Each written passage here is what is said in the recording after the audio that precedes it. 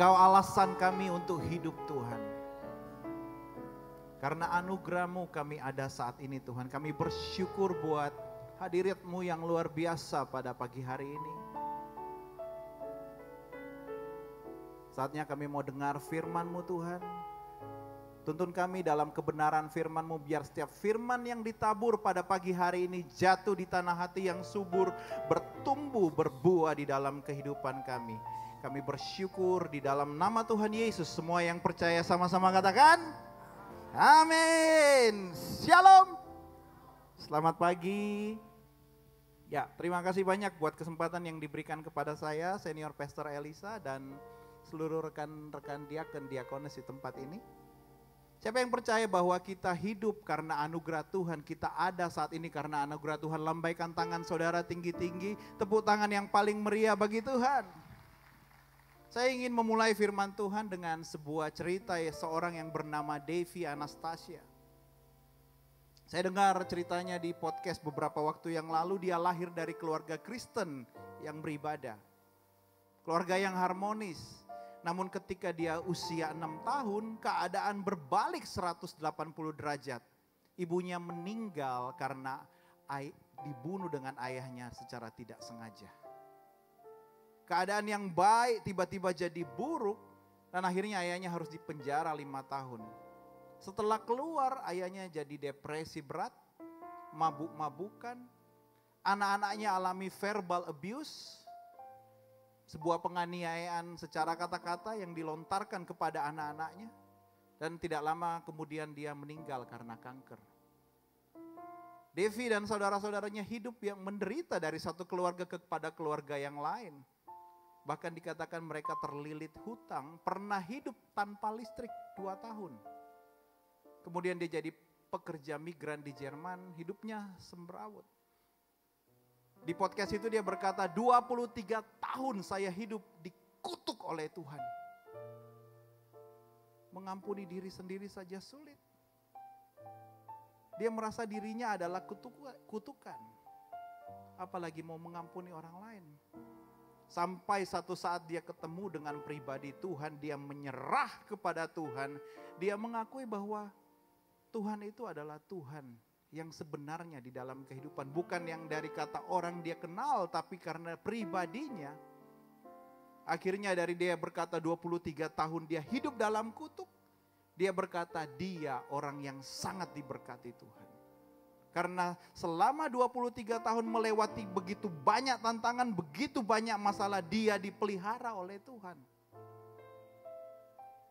Begitu berat kehidupan yang dialami, tapi Tuhan tidak pernah meninggalkannya. Mengapa saya cerita ini kepada saudara? Mengingatkan bahwa seberat apapun tantangan, masalah, persoalan, jangan pernah putus harapan. Karena ada Yesus yang selalu mengasihi kita. Ada Yesus yang sanggup memberi solusi. Ada Yesus yang sanggup memberi kekuatan. Bahkan memberikan rancangan masa depan yang gilang gemilang bersamanya. Percaya katakan amin. Katakan samping kiri kananmu, kau dikasihi Tuhan Yesus. Pagi hari ini saya ingin menyampaikan sebuah kebenaran firman Tuhan biar menjadi kekuatan bagi saudara. Tema kita di bulan ini adalah kelimpahan kasih Yahweh mengampuni orang berdosa. Di Kolose 2 ayat 13 sampai 14 dikatakan seperti ini.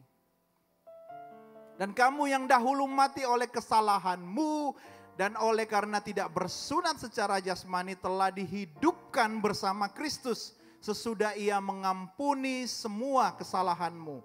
Ayat 14, dia telah menghapus surat utang yang menuntut dan mengancam kita dengan segala ketentuan yang berat. Dan itu ditiadakannya dengan memakukannya pada salib. Pertanyaan yang sering ada adalah mengapa manusia jatuh dalam dosa?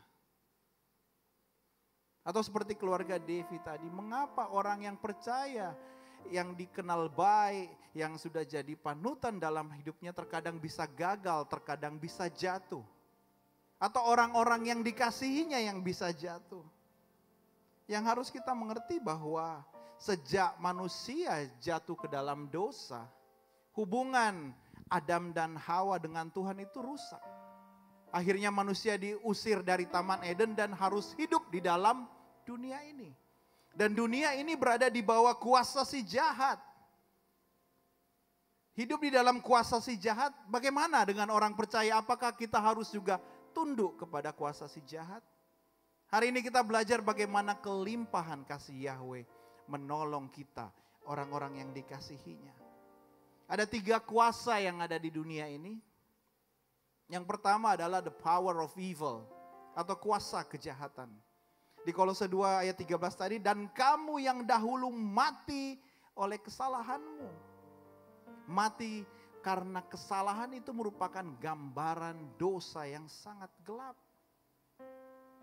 Mengapa manusia bisa jatuh? Mengapa orang percaya bisa jatuh? Karena kita harus mengerti siapa yang menjadi lawan kita. Di Efesus 6 ayat 12 dikatakan, sebab perjuangan kita bukan melawan darah dan daging, melainkan melawan penguasa-penguasa, melawan otoritas-otoritas, melawan penghulu-penghulu kegelapan di dunia ini, melawan roh-roh jahat di udara. Lawan kita bukan saudara kita seiman, orang-orang di dunia, melainkan melawan penguasa-penguasa, melawan otoritas-otoritas, melawan penghulu-penghulu kegelapan, dan melawan roh-roh jahat. Manusia jatuh karena campur tangan kuasa jahat. Kuasa kejahatan ini hari demi hari tidak berhenti untuk menggugurkan iman orang percaya. Saya beri contoh Ayub. Seorang yang dikenal saleh, yang dikenal baik. Tapi apa yang terjadi? Dia alami penderitaan yang adalah hasil kerjaan dari iblis. Harta benda, anak, keluarga, bahkan sampai kesehatan tidak ada satupun yang luput. Dan yang menarik adalah semuanya sampai setelah Ayub dipulihkan, Ayub tidak tahu kenapa itu terjadi. Kita tahu karena kita baca Bible. Tapi Ayub gak pernah tahu bahwa yang dia alami itu karena iblis. Manusia dicobai. Bahkan Tuhan Yesus pun waktu jadi manusia dicobai. Pakai firman lagi. Ada yang menarik di kisah pencobaan Tuhan Yesus di Lukas 4 ayat 6 dikatakan begini. Iblis berkata kepadanya, aku akan memberikan semua kuasa ini beserta kemuliaannya kepadamu. Sebab hal itu telah diserahkan kepadaku. Dan aku dapat memberikannya kepada siapa saja yang aku kehendaki. Kita tahu Tuhan Yesus menang atas cobaan. Tapi dari ayat ini kita tahu bahwa kuasa di dunia dan kemuliaan di dunia ini itu berada di bawah pengaruh dari iblis. Saat ini orang-orang hanya karena harta, hanya karena kemuliaan sesaat, dia bisa kehilangan sukacita. Dia bisa kehilangan damai sejahtera. Dia bisa kehilangan keluarganya. Dia bisa kehilangan kesehatannya. Bahkan dia meninggalkan Tuhan Yesus. Dia tukar keselamatan dengan harta yang sementara. Bukan cuma harta, tapi kadang-kadang sakit yang kita alami itu juga karena ulah si jahat. Satu saat saya baca ayat ini dan ketika itu seperti ayat ini melompat di hadapan saya di Lukas 4 ayat 38. Ini kisah ketika Yesus menyembuhkan ibu mertua Petrus. Setelah meninggalkan sinagoga itu dia masuk ke rumah Simon ibu mertua. Simon sedang sakit demam dan mereka meminta dia untuk menolongnya. 39 maka dia berdiri di sisinya menghardik demam itu dan demam itu pun meninggalkannya. Perempuan itu segera bangun dan melayani mereka. Ada sesuatu yang dihardik, ada sakit penyakit yang dihardik. Dan ketika penyakit itu meninggalkan dia, langsung bangun, langsung melayani. Anak saya sakit beberapa waktu yang lalu, hampir sebulan gak sembuh-sembuh, batuk pilek. Kami sudah bawa ke dokter, sudah diberi obat, cuman ya malah saling menulari satu sama lain. Dan ketika saya baca ayat ini, seperti melompat di mata saya panggil dia, come on, I want to pray for you. Dan saya berkata, di dalam nama Yesus, spirit sakit keluar. Malam itu juga, udah nggak batuk lagi, udah nggak pilek lagi. Pagi hari ini siapapun saudara, kalau saat ini engkau sedang sakit, alami sakit, mungkin penyakit yang kau alami adalah hasil kuasa si jahat. Karena itu kau perlu iman, katakan di dalam nama Yesus, roh sakit penyakit keluar. Power of evil begitu kuat, begitu punya pengaruh di dunia ini. Terus apakah solusi bagi kita orang yang percaya? Apa yang harus kita lakukan? Saya mau berkata, iblis memang punya kuasa. Tapi ingatlah, Tuhan Yesus lebih berkuasa. Di Yakobus 4 ayat 7 dikatakan, karena itu tundukkanlah dirimu kepada Elohim, lawanlah iblis maka ia akan lari daripadamu. Percaya, katakan amin. Sebagai orang percaya kita perlu dasar yang kuat supaya kita bisa melawan iblis. Karena manusia nggak berdaya, terus menerus diperdaya, jatuh dalam kesalahan.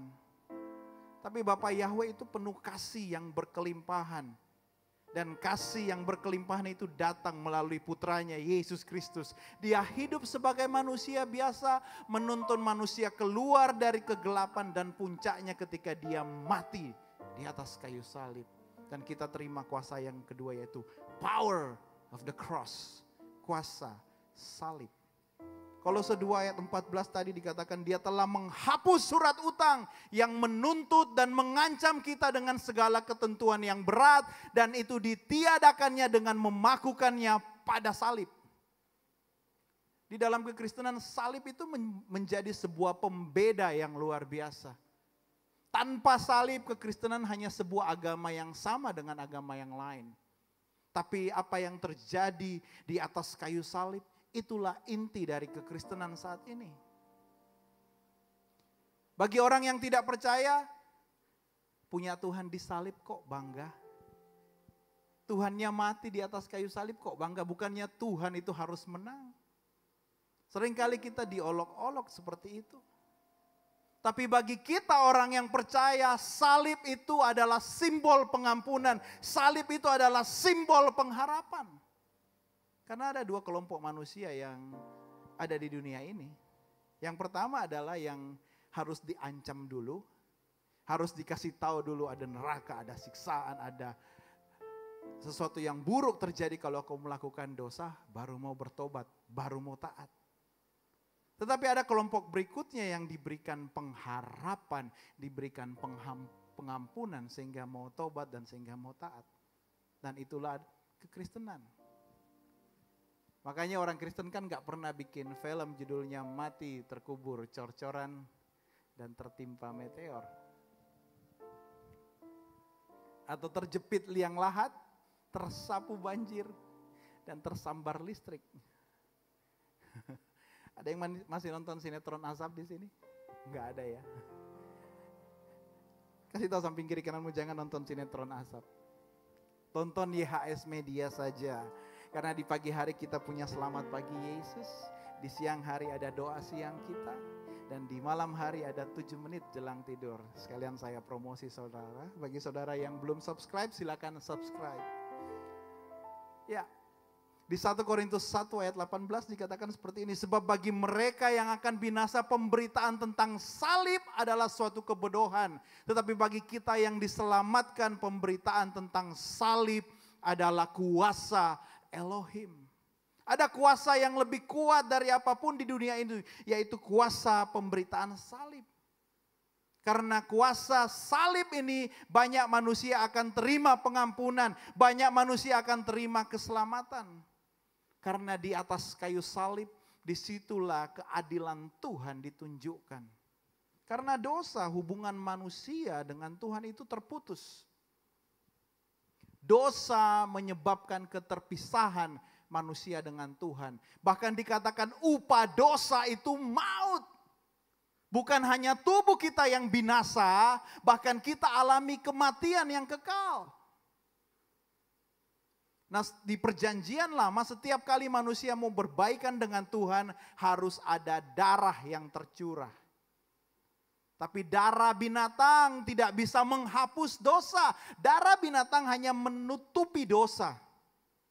Kalau menutupi, kalau saudara ada bau busuk di rumah, saudara semprot parfum semahal apapun itu, bau busuknya akan tercium kembali. Demikian juga dengan dosa, kalau hanya ditutupi, satu saat akan tercium kembali. Tuhan itu adalah Tuhan yang penuh kasih, tapi Dia juga Tuhan yang adil. Kasihnya Dia tunjukkan ketika Dia berikan Yesus Kristus hadir di dunia. Tapi keadilannya juga Dia tunjukkan bahwa harus ada korban yang tercurah. Dia nggak bisa mengampuni manusia begitu saja. Harus ada korban, harus ada darah yang tercurah. Itu sebabnya Dia ambil rupa sebagai hamba, taat sampai mati, bahkan mati di atas kayu salib. Dan ketika Dia mati di atas kayu salib, terjadi gempa bumi, tirai yang ada di bait suci terbelah dari atas sampai ke bawah. Itu tandanya Tuhan meniadakan batas hubungan yang tadinya tertutup oleh tirai. Ketika kematian Yesus di atas kayu salib, tirai itu terbelah, hubungan itu ada kembali. Karena salib Kristus, hubungan manusia dan Elohim dipulihkan. Tuhan itu adil, Dia berikan korban untuk penghapusan dosa. Dan di atas kayu salib, semua kutuk yang ditimpakan kepada manusia karena yang disebabkan oleh Adam dan Hawa sudah dibatalkan. Terjadi pertukaran yang sangat indah di atas kayu salib. Yesus dihukum supaya engkau diampuni.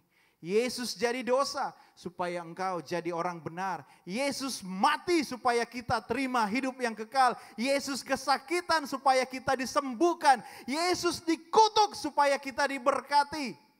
Yesus menderita supaya kita beroleh damai sejahtera. Yesus menanggung malu supaya kita dipermuliakan. Yesus ditolak Bapa supaya kita bisa berseru, ya Aba, ya Bapa. Dan saat Dia berseru, selesai. Itu artinya semua sudah Dia selesaikan. Semua dosa, semua kejahatan, semua kutuk, semua pelanggaranmu tidak akan Dia ingat lagi. Yang percaya katakan amin. Grace is not free. It was paid by Jesus hanging on the cross. Anugerah itu tidak gratis, tapi dibayar oleh Yesus yang tergantung di atas kayu salib. Hal yang paling buruk sudah ditimpakan kepada Yesus di atas kayu salib, sehingga kita yang percaya bisa hidup dalam anugerahnya. Beberapa waktu saya terus terngiang-ngiang dengan sebuah pujian yang lama. Tentang salib Yesus. Salibnya, salibnya teramat mulia. Dosaku dihapuskan oleh darah Yesus. Sekali lagi. Salibnya, oh salibnya teramat mulia. Dosaku dihapuskan oleh darah Yesus. Tepuk tangan bagi darah Yesus yang sudah menghapus dosa dunia.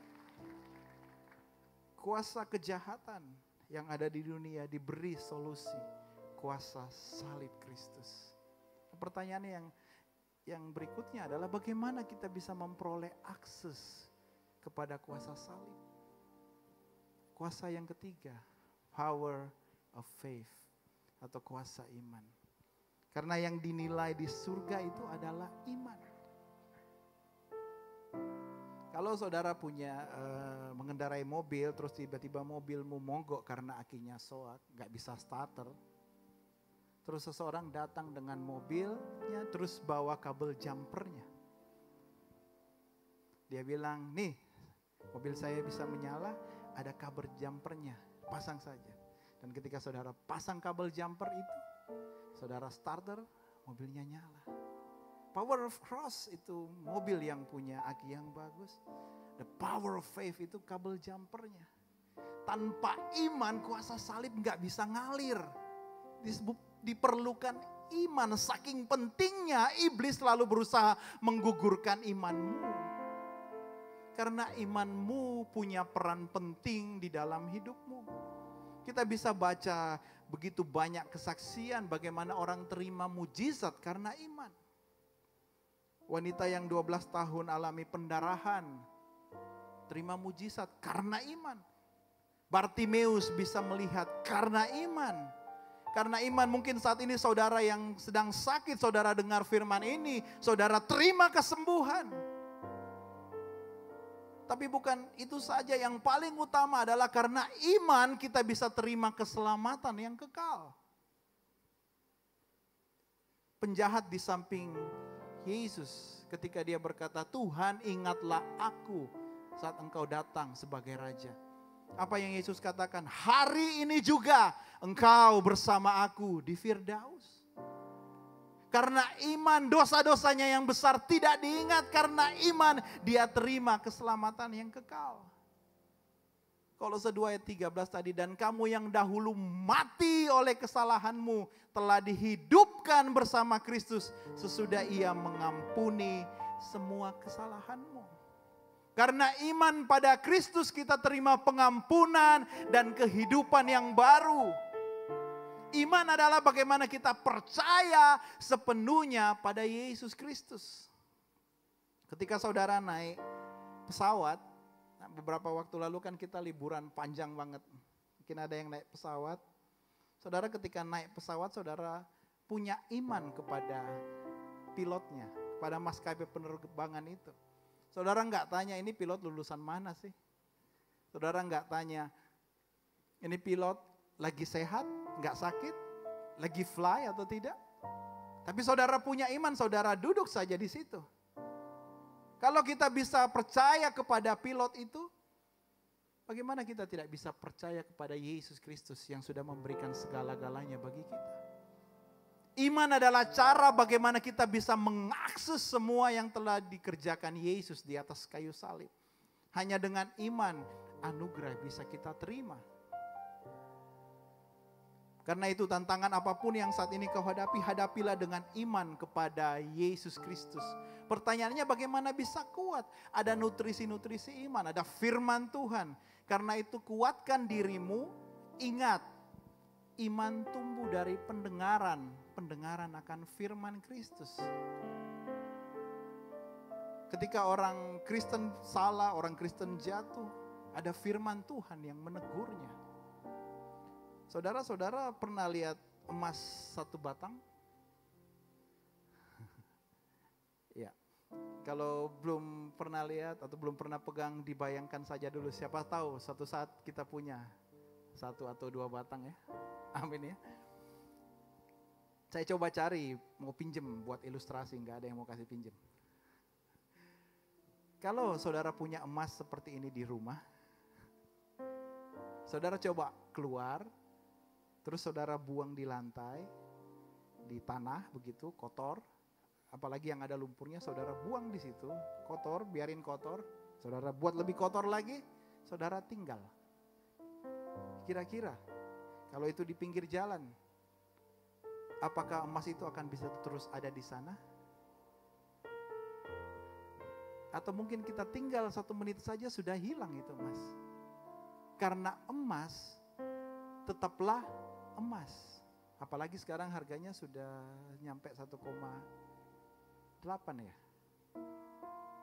Karena emas tetaplah emas, sama seperti orang percaya, engkau tetaplah emas di mata Tuhan. Kalau kotor, apa yang kita lakukan? Kita ambil emasnya, kita basuh dengan air. Kita bersihkan dengan air, supaya jadi bersih kembali, berkilau kembali, kita simpan kembali. Sama firman Tuhan itu seperti air yang membasuh setiap kesalahan pelanggaranmu. Karena itu saya dorong saudara baca firman Tuhan. Bukan supaya engkau selamat, tapi kau perlu tuntunan, kau perlu kekuatan, kau perlu tahu bagaimana Tuhan Yesus sangat mengasihimu. Yosua menjadi sukses dan berhasil karena dia baca, dia perkatakan, dia renungkan firman Tuhan siang dan malam. Nutrisi iman bukan hanya firman Tuhan, tapi saudara harus berdoa. Bahkan dikatakan berdoa dalam roh. Paulus ingatkan bagaimana kita harus berdoa karena itu adalah senjata untuk mengalahkan kuasa si jahat. Saat ini kan banyak konten-konten di medsos berusaha menyesatkan orang yang berbahasa roh. Bahasa roh sesat dan lain sebagainya. Tapi tahukah saudara bahwa bahasa roh itu digunakan untuk membangun imanmu? Bahasa roh itu digunakan merupakan bahasa rahasia kita dengan Elohim. Yudas 1 ayat 20b dikatakan, bangunlah dirimu sendiri di atas imanmu yang paling kudus dan berdoalah dalam Roh Kudus. Roma 8 ayat 26 demikian juga roh membantu dalam kelemahan kita karena kita tidak tahu apa yang seharusnya kita doakan, tetapi roh itu sendiri bersyafaat demi kita dengan erangan-erangan yang tak terungkapkan. 1 Korintus 14 ayat 4 dikatakan siapa yang berbicara dengan bahasa lidah ia membangun dirinya sendiri. Paulus mendorong kita untuk berbahasa roh. Di tengah semua keadaan buruk, keadaan resesi, bahkan perang tarif mengakibatkan begitu banyak persoalan, pasar modal jatuh. Penderitaan saat ini boleh ada, tapi saya mau berkata, ketika iblis merancangkan yang buruk dan yang jahat, percayalah bahwa semua kuasanya sudah dihancurkan di atas kayu salib. Karena itu bangkitkan imanmu, dosamu sudah diampuni. Percayalah ada Yesus, ada harapan. Ada Yesus, ada masa depan. Mungkin seringkali kau hidup terus ada bisikan-bisikan yang berkata, karena dosamu yang di masa lalu kau alami penderitaan. Karena perbuatanmu di masa lalu kau alami malapetaka. Mungkin bukan dirimu tapi orang-orang yang kau kasihi. Kesehatanmu, keuanganmu. Tapi pagi hari ini saya mau berkata semua sudah selesai di atas kayu salib. Dosamu sudah diampuni, kutuk turunan sudah dihancurkan. Hiduplah dengan iman, melihat masa depan bersama Yesus Kristus. Percaya katakan amin. Imanlah yang membuat salib Kristus jadi nyata dalam hidupmu. Karena itu percayalah engkau dikasihi Tuhan Yesus Kristus. 3 kuasa yang saya sampaikan pada pagi hari ini, biar menjadi berkat bagi saudara semua yang ada di tempat ini. Yang pertama adalah the power of evil. Kuasa kejahatan itu berusaha menjatuhkan kita, tapi ingatlah kuasa Tuhan lebih besar. Yang kedua, the power of the cross. Kuasa salib itu memberikan kita pengampunan, bukan cuma pengampunan tapi pengharapan. Dan yang ketiga, yang terakhir, power of faith. Kuasa iman membuat kita menerima rencana Tuhan yang mulia terjadi di dalam kehidupan kita. Imanmu perlu nutrisi, baca firman Tuhan, berdoa dalam roh. Kita baca ayat terakhir, saya undang rekan-rekan worshiper dan pemain musik. Di Kolose 1 ayat 13 dan 14, kita baca sama-sama, 1, 2, 3. Dari kuasa kegelapan dan memindahkan kita ke dalam kerajaan putranya yang terkasih. 14, dalam Yesus kita memiliki penebusan melalui darahnya, yaitu penghapusan dosa. Percaya katakan, Tuhan memberkati kita semua. Bangkit berdiri saudara bersama-sama. Dari kuasa kegelapan engkau dipindahkan ke dalam kerajaan putranya yang sejati. Saya tidak tahu tantangan masalah persoalan apa yang sedang kau alami pada hari ini. Tapi yang saya tahu bahwa ada Yesus, ada harapan. Dan Yesus selalu ada di setiap musim kehidupan yang kita hadapi. Seberat apapun masalahmu, seberat apapun tantanganmu, percayalah jangan pernah putus harapan. Mari kita nyanyikan pujian ini bersama-sama. Bersamamu ya Tuhan,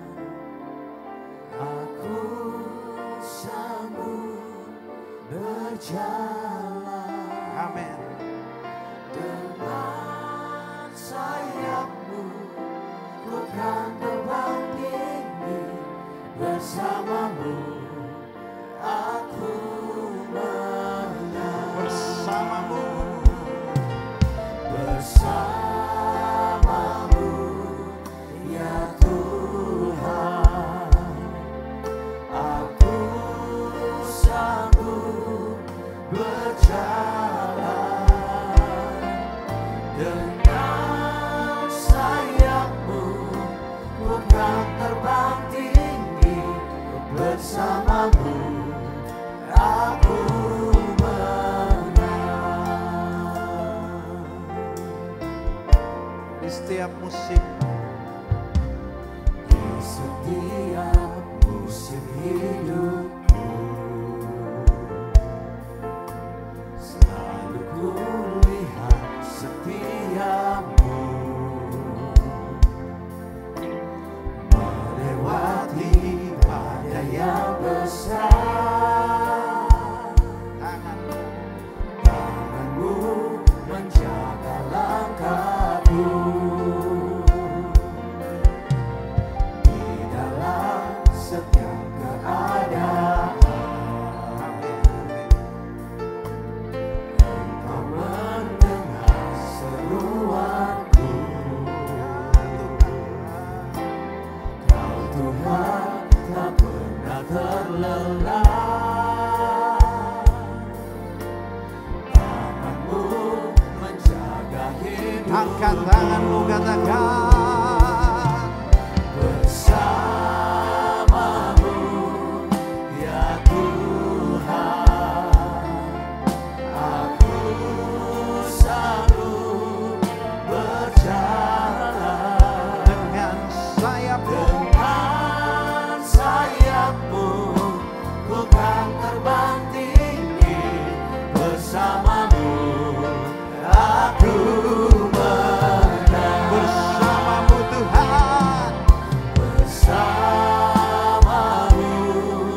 ya Tuhan, aku sanggup berjalan dengan sayapmu. dengan sayapmu, ku kan terbang tinggi bersamamu. Aku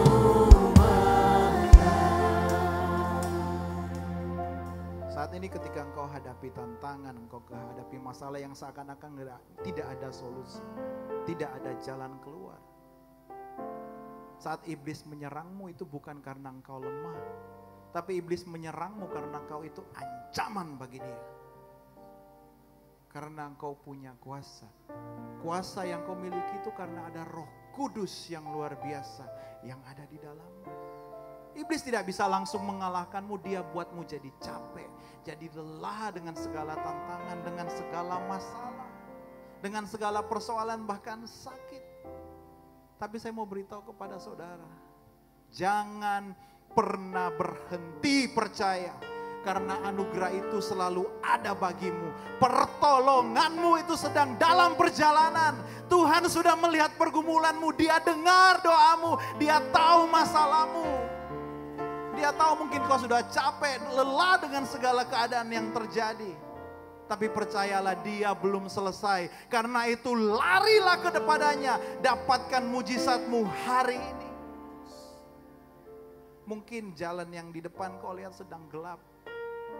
Tapi ketahuilah, Dia sedang buat jalan bagimu. Karena segala sesuatu yang ada di dunia ini bekerja untuk mendatangkan kebaikan bagi setiap kita yang dikasihi oleh Tuhan. Jangan takut, percaya saja ada Tuhan Yesus yang selalu menyertai. Bersamamu ya Tuhan, aku sanggup berjalan dengan sayapmu, ku kan terbang tinggi bersamamu. Aku menang bersamamu, bersamamu ya Tuhan, aku sanggup berjalan dengan sayapmu, ku kan terbang tinggi bersamamu. Aku menang. sekali lagi angkat hatimu, iman percayamu kepada Yesus. Bersamamu ya Tuhan, aku sanggup berjalan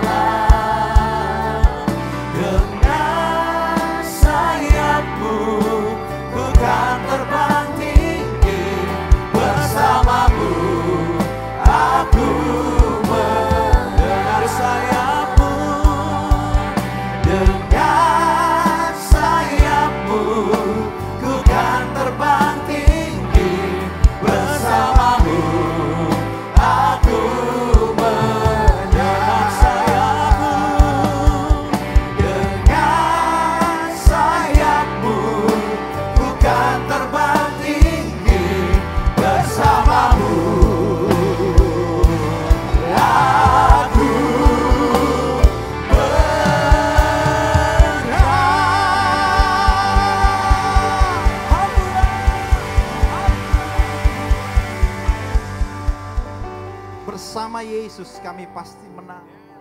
Yang sakit sudah terima kesembuhan di dalam nama Yesus. Yang sedang alami pergumulan dalam keluarga, terima pemulihan di dalam nama Yesus. Yang sedang alami masalah dalam keuangan saat ini, Tuhan memberikan solusi jalan keluar di dalam nama Yesus. Kami terima pengampunan-Mu, kami terima sukacita-Mu. Dalam nama Tuhan Yesus, semua yang percaya sama-sama katakan, amin.